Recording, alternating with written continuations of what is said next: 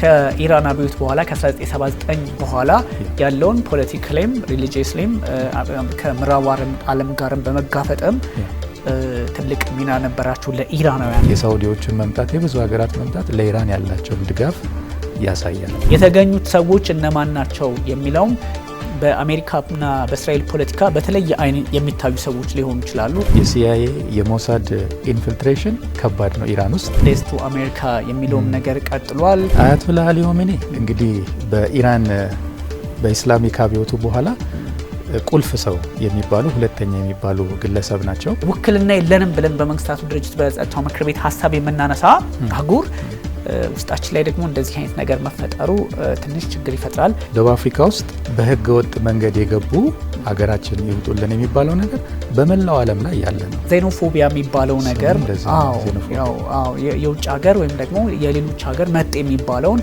የመጥላት አባዜ ነው። እኛ እኮ እየለፋን ነው፣ እኛ ግን ብንሰራላችሁ ያው መጤ እየመጣ ወሰደባችሁ የሚል ሰነፍ የፖለቲካ ሊደርሺፕም ይኖራል። የአፓርታይድ አይሶሌሽኑ አሁንም አልለቀቃቸውም። እኔ የጸረ አፓርታይድ ትግላችን አፓርታይድን ማፍረስ እንጂ የነጭ የበላይነትን በጥቁር የበላይነት መቀየር አይደለም።